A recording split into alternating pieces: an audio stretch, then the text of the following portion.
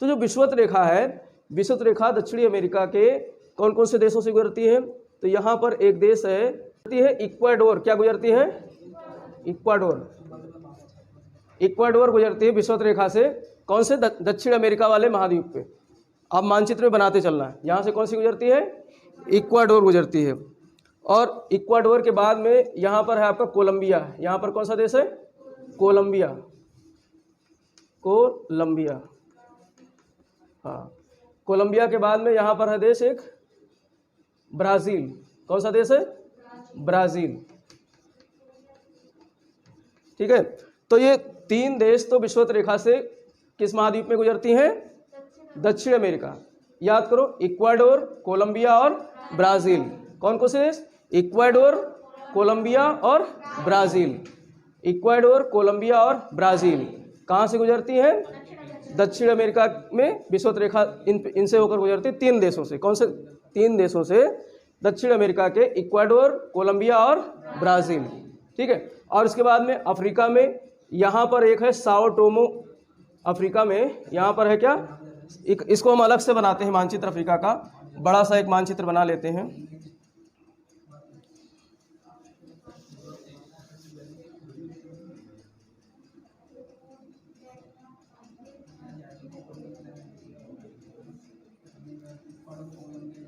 तो अफ्रीका महाद्वीप में ये विषुवत रेखा है, बीचों से गुजर रही है। यहाँ पर एक द्वीप है जिसका नाम है साओ टोम एंड प्रिंसेप। क्या नाम है? Sao Tomé and Prinsep. Sao Tomé and Prinsep. ये जो है गिनी की खाड़ी में है। कौन सी खाड़ी में है? गिनी की खाड़ी में। तो प्रश्न यहाँ से आएगा, यहाँ पर एक देश है, गिनी देश है यहाँ पर, ठीक। इक्वेटोरियल गिनी के नाम से जाना जाता है अफ्रीका महाद्वीप में। उसी के नाम पर एक खाड़ी का नाम है। क्या नाम है? गिनी की खाड़ी। तो गिनी की खाड़ी में एक देश है जिसका नाम है साओ टोम एंड प्रिंसेप। ठीक है। फिर इसके बाद में यहाँ पर है गैबोन। क्या है? गैबोन। यहाँ पर है गैबोन, अफ्रीका महाद्वीप में है। कौन सा देश है? गैबोन। गैबोन के बाद में क्या है? गैबोन के बाद कांगो है। ठीक है। कांगो के बाद में है कांगो गणराज्य। कांगो के बाद में क्या है? कांगो गणराज्य। कांगो गणराज्य। कांगो गणराज्य का पुराना नाम था जायरे। क्या नाम था? जायरे। जब हम लोग हाई स्कूल में पढ़ते थे तब इसका नाम जायरे था। तब इसका क्या नाम था? जायरे था। और अब इसका नाम हो गया है कांगो गणराज्य, रिपब्लिक ऑफ कांगो। कांगो गणराज्य है। और इसके बाद में यहाँ पर एक देश है युगांडा। कौन सा देश है? युगांडा। ठीक है। और युगांडा है। इसके बाद में है केन्या। इसके बाद में कौन सा देश है? केन्या। केन्या ये है, केन्या यहाँ पर है। और इसके बाद में यहाँ पर एक देश है सोमालिया। कौन सा देश है? सोमालिया। मानचित्र में आप भरते चलना। ठीक है। अब इनको बारी बारी से करते हैं। साओ टोम कौन सा देश है? साओ टोम जो गिनी की खाड़ी में है। और गिनी की खाड़ी किसका भाग है? ये कौन सा महासागर है? अटलांटिक महासागर है। तो गिनी की खाड़ी किसका भाग है? अटलांटिक महासागर का भाग। और गिनी की खाड़ी में कौन सा देश है? Sao Tomé and Prinsep. और इसके बाद में गैबोन है। क्या है? गैबोन, अफ्रीका महाद्वीप पे। फिर क्या है? कांगो है। कांगो के बाद क्या है? कांगो गणराज्य। कांगो गणराज्य के बाद क्या है? युगांडा। युगांडा के बाद क्या है? केन्या। केन्या के बाद क्या है? सोमालिया। केन्या के बाद सोमालिया। तो यहाँ पर कितने देश हो गए? लगभग 7 देश होंगे। कितने देश हो गए? 7 देश अफ्रीका महाद्वीप से। 1 2 3 4 5 और 6 7 हो गए ना। अब देखो एक बार फिर से याद करो, बस रट जाएगा। कौन कौन से देश हो गए? यहाँ पर इक्वाडोर है। साउथ अमेरिका में क्या है? इक्वाडोर। इसके बाद में कोलंबिया। इसके बाद में ब्राज़ील। 3 देश किस पे हैं? साउथ अमेरिका पे। इक्वाडोर, कोलंबिया और ब्राज़ील 3 देश है, याद होना चाहिए। ठीक। लेकिन यहाँ पर घिचपिच ज़्यादा है तो हमने यहाँ बड़ा बना दिया इस मानचित्र को। ये यहीं पे है। कहाँ पर है? यहाँ पर। लेकिन यहाँ पर एक द्वीप है जिसका नाम है साओ टोम। क्या नाम है? Sao Tomé. इसके बाद में यहाँ पर गैबोन है। फिर इसके बाद में कांगो है। कांगो के बाद में फिर कांगो गणराज्य है। कांगो गणराज्य के बाद में क्या है? युगांडा है। युगांडा के बाद केन्या। केन्या के बाद सोमालिया। सोमालिया का थोड़ा सा हिस्सा जो है इसमें आता है। ठीक। तो 7 देश ये हो गए। और एक झील है जो बहुत फेमस झील है, वो झील भी जो है इसी इक्वेटर पर स्थित है। उस झील का नाम है विक्टोरिया झील। क्या नाम है? विक्टोरिया झील। विक्टोरिया झील कहाँ पर है? ये जो है आपका युगांडा और केन्या और तंजानिया एक देश है अफ्रीका महाद्वीप में। इस तरीके से देखो, यहाँ पर युगांडा हो गया, यहाँ पर केन्या हो गया और यहाँ पर तंजानिया हो गया। ठीक, तो तीनों देशों में कौन सा झील स्थित है? विक्टोरिया झील। तीनों देशों में विक्टोरिया झील स्थित है। तो प्रश्न आता है कि विक्टोरिया झील के कौन से देश से होकर के हमारी जो है विषुवत रेखा नहीं गुजरती है? 2 देशों पे तो गुजरती है, 2 देशों से होकर गुजरती है। एक कौन सा? युगांडा और दूसरा केन्या। दूसरा केन्या। युगांडा और केन्या 2 ऐसे देश हैं विक्टोरिया झील के जहाँ से क्या गुजरती है? विषुवत रेखा। और तंजानिया एक ऐसा देश है जहाँ से विषुवत रेखा नहीं गुजरती है।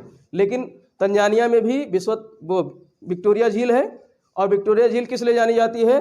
क्योंकि यहाँ से एक नदी निकलती है, मिस्र की सबसे महत्वपूर्ण नदी। क्या नाम है? मिस्र की सबसे महत्वपूर्ण नदी का क्या नाम है? नील नदी। नील नदी को मिस्र का क्या कहा जाता है? वरदान। जैसे भारत की सबसे महत्वपूर्ण नदी क्या है? गंगा। ऐसे ही मिस्र की सबसे महत्वपूर्ण नदी क्या है? नील नदी। तो नील नदी कहाँ से निकलती है? विक्टोरिया झील से निकलती है। कहाँ से निकलती है? विक्टोरिया झील से निकलती है।